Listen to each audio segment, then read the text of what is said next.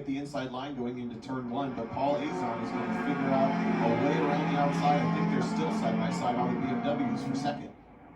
Yes, they are. Here comes turn 3.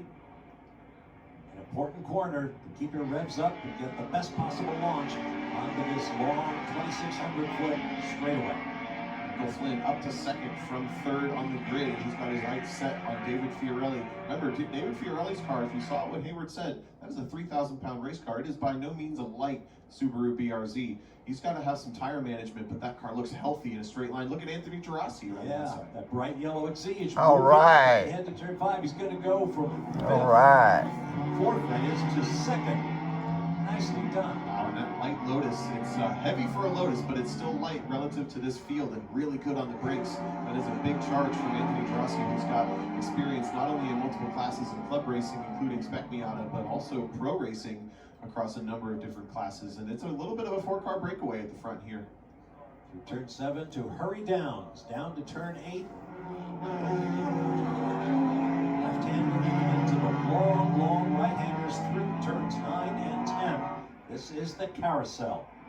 Anthony Gerasi still looking quick in that Lotus. He's got the car switched on nicely this morning, and look at it run down the BRZ. All right. The carousel. That heavy BRZ with a supercharger in it is not as fast in the corners as the Lotus. And now it's a 2-car battle at the front. Don't forget about that BMW Azon. Checks it through the cake. Man, he went sailing in there, perhaps the most tricky corner on the track, the notorious kink. Now the final stretch run into the braking area for the Canada corner.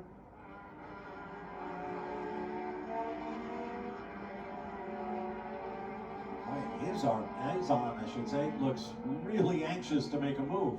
And that's what we were talking about. There was a pretty disjointed week for STU. We don't really know what to expect. I think if you'd asked me on Wednesday, qualifying day 2, which race is going to be great, I wouldn't have said STU, but this is shaping up to a barn burner so far. Good racing. Real racy on the back of Anthony Gerasi, but David Fiorelli continuing to lead with that supercharged BRZ, and watch it stretch its legs down this front straightaway. Wow, about half a car length a second.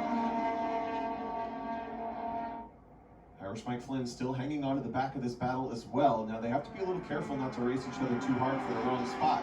If Paul Azon or Mike Flynn starts to pick the fight for second or third, that is one more nail in the coffin of the gold medal that will become David Fiorelli's. Now a little bit further back, this is Denny Strickland and Luis Rivera, who was out earlier today for a hardship lap. So that's a rotary swapped into an NA Miata.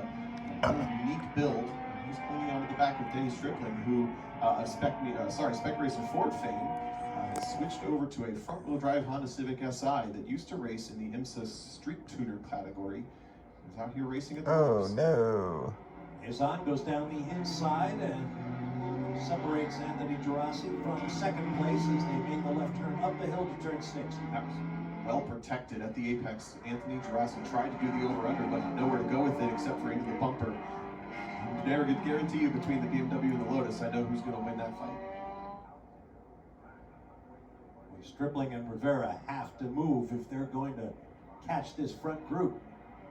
Oh, it's early in the race. You don't want to let them get away. Seem to have sorted this sequence out just a little bit. David Fiorelli at the front, Paul Azon after an aggressive second half to that first lap. Still aggressive, but has established his second place position over Anthony Gerasi, who is really fast in the carousel. The kink once again.